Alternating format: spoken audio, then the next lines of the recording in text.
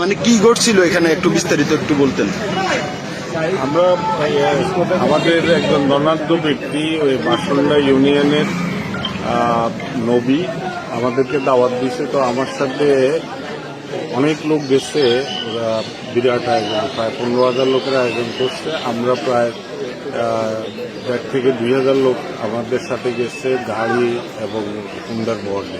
তো ওখান থেকে আমরা দাওয়াত খাইয়া কাকিরতলা আমাদের একটা নির্ধারিত প্রোগ্রামে যাব, যাইতে বাঁকড়ার উপর দিয়ে যেতে হয়। বাঁকড়ার উপর দিয়ে যাওয়ার সময় ওই যে মুবাশিরের লোকেরা ওই যে প্রথম যে ইয়ে ছিল হুন্ডেটা ছিল ওদের উপরে ওই যে লাঠি দিয়ে দিছে, ওরা ছিটকে পড়ে গেছে। এরপরে 2-3 জন আহত হয়েছে আর একজন খুব গুরুতর আহত করছে। তারা হসপিটালে আনার আগে তা মৃত্যু হয়েছে। আমরা খুব শোকাহত।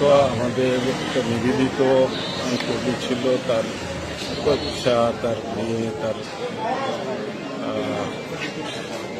স্ত্রীর কান্নার রোল আমরা সামলাতে পারতেছি। আমরা আমাদের সব একটা কর্মী এখন হসপিটালে যাওয়া হয়েছে। আমরা পরবর্তী পদক্ষেপ কি নেওয়া যায় সেটা। যিনি মারা গেছে উনি কোন পদে আসে? উনি হেসাকালী ইউনিয়ন স্বেচ্ছাসেবক দলের আহ্বায়ক। কার নেতৃত্বে হামলাটা হয়েছে? আমি সেখানে ছিলাম না, আমি বলতে পারবো না। আমি শুনছি যে মুবাশির এবং মুবাশিরের যুব দলের সভাপতি মনির, ওই সাধারণ সম্পাদক টিটু সহ ওই যে লিটন, এরা সবাই ছিল। এটা সংঘবদ্ধ একটা দল ছিল। ওরা ওই যে ওদের তো সমর্থন নাই, জনগণের কাছে সম্পর্ক নাই। ওরা কাগজ কিনে নেতা হয়েছে।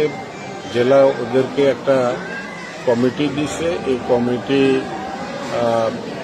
এরা কোথাও যাইতে পারে না। তো ওরা যেখানে যায় এখন ছাত্রলীগ যুবলীগের অস্ত্রধারীদের সাথে রাখে এবং এরা সশস্ত্র অবস্থায় সবসময় থাকে।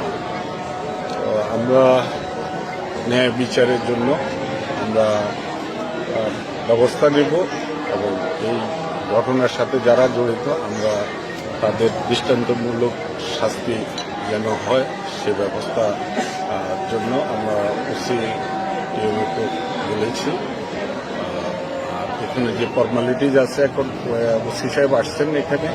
ওসি সাহেব পোস্টমর্টমের জন্য লাশ ধারণ করবেন এবং কী কী পদক্ষেপ নিতে হয় নেবেন। ওসি সাহেবের